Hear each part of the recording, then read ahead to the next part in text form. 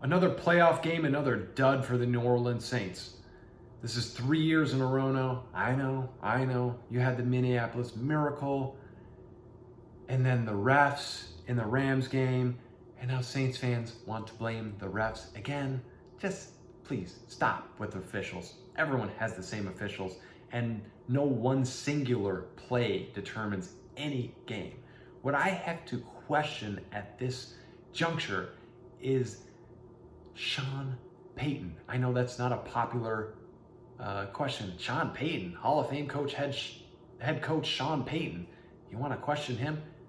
I acknowledge Sean Payton will likely be in the Hall of Fame, and he is better than at least half, if not more, coaches in the NFL. So I'm not saying that Sean Payton is the problem, but with different operations, different ways of thinking about things, I think Sean Payton could be the solution, because I do believe he is in the Saints' way, and I believe he is somebody who could learn to adapt and somebody who could learn to change from these games rather than blaming the referees like the fans want to do. Look, Sean Payton has gone into almost every playoff game over the last decade since he won the Super Bowl as a favorite. The Saints have been an excellent regular season team. And I've had this thought in my mind for a long time, and I keep getting fooled every year. I think, wow, Sean Payton doesn't manage the clock well in these playoffs. Sean Payton seems to get out-coached by the better coaches. Sean Payton doesn't seem to keep his cool in these games, in these big moments. And I think, maybe Sean Payton isn't it. And then he has another great regular season, and I think, oh, yeah, I was wrong on that one. Sean Payton really is legit. He really is the truth. He really is an elite coach. And I've been doing this over and over again for 3 years. So yeah, I'm just going to come out and say it. I think these games fall on Sean Payton for a couple reasons. I want to take before I do that, I want to take a stroll down memory lane to the Super Bowl that they won. There's something called survivor bias in life, in a common societal example. Think Mark Zuckerberg and billionaire tech geniuses who dropped out of college and they worth billions and billions of dollars, and it's incredible. And we sit here thinking, wow, is college really worth it? Should we go to college anymore? It seems our new economy is built on success, and you don't really need the schooling. You don't really need the teaching. And that kind of brews a bias in us to say, oh, school's unimportant. You can be a billionaire without it. When you look at the number of billionaires, or you look at the distribution of wealth, most of those people, a significant number of those people, are highly educated. They are. And that is our bias, our survivor bias as a society as it comes along.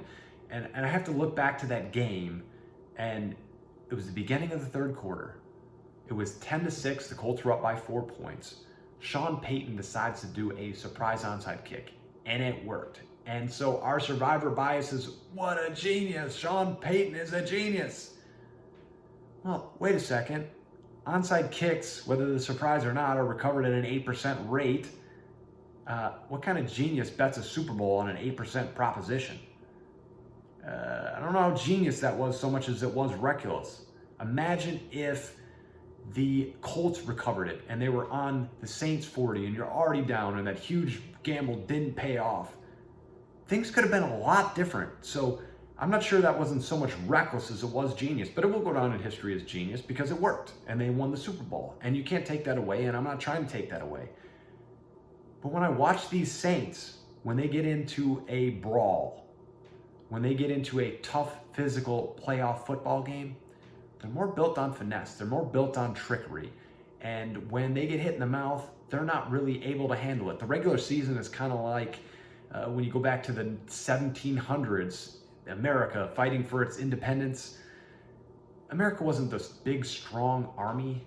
It was the guerrilla warfare, what they learned from the Native Americans to hide in the bushes and take on the Brits, the country that was ruling over them. They had the bigger, stronger army. But the playoff football is like that old-fashioned warfare that Britain was used to. They would fight head-to-head and take their shots and charge at each other. When you have to charge at each other, it doesn't seem to work as well. And perhaps that's out of necessity. I felt like the New Orleans Saints were the team to beat if they got Antonio Brown. It didn't work out for one reason or another, probably because Antonio Brown wasn't going to be able to play anyways, so you can't blame them for that. But they, out of necessity perhaps, they only had Michael Thomas. Michael Thomas had over 140 catches. Their next leading receiver was Ted Ginn at around 19. That's not good. Alvin Kamara had a down season. And Drew Brees, always the smartest guy in the room as far as quarterbacks go. Incredibly cerebral as a player, incredibly talented in his own way, but he's never been the biggest, strongest, most prolific athlete. So it's required a network between Drew Brees and between Sean Payton, between his team, to be tricky, to be smart, to be clever, to run out those trick plays.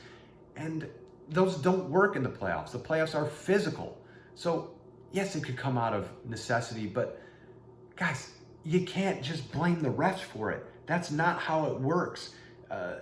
When you're 4-6 as a favorite going into the playoffs, in most of those games, you're 13-3, you're 12-4. This is a problem, something that needs a solution. The Saints need to go into next season, whether they have Drew Brees or not. I personally think, another surprising take, something that might surprise you, I think the Saints should go into the playoffs into next season, and they should stick with Taysom Hill and Teddy Bridgewater and move on from Drew Brees. I mean, I'm part of the Belichick philosophy. You move off somebody before they're done. Teddy Bridgewater was 5-0 with the same roster. Taysom Hill is important, and they're all free agents, so you have to pick and choose who you're going to get. And you can get 2 for 1. I think Taysom Hill is more important to this team than most people realize, to their gimmicks and their gadgets that they kind of live on. And perhaps they just need to get off that. But Drew Brees was not impressive in this playoff football game. He was outplayed by Kirk Cousins, and I really feel like he's on the verge of falling off a cliff. I said that on the podcast. I thought that was going to happen this season. It didn't. But that doesn't make me feel any better about next season. He wants to play 3 or 4 more years, but I might consider going with Bridgewater and Taysom Hill over Drew Brees. But regardless of what happens there, the Saints need to stop focusing on how to win regular season football games. Yes, that's important, but it's much more important to win enough games to get into the playoffs, as well as be prepared for playoff football. Sean Payton needs to check his temper, needs to check his emotion at the door, and teach this team how to play football in preparation for the playoffs. How you could have somebody lunging at that Minneapolis Miracle and missing the tackle, that is just bad coaching. How Sean Payton can have a breakdown on the sidelines, all his team is looking to him for guidance. He's their head coach, and he's having a fit. When you're a leader, you need to stay composed. You need to stay alert. You need to stay unfazed. And he's not been able to do that in these playoffs, and it's really bit the Saints in the behind. Let's look internally. If you're a Saints fan, if you're a Saints organization, I think that's the way to go, and how you can improve, because Sean Payton is an excellent coach, and I believe he can turn it around. But let's not blame the refs. Everybody has the same refs. That's a cheap cop-out. Let me know what you guys think in the comments. Thanks for watching this far, and appreciate the support.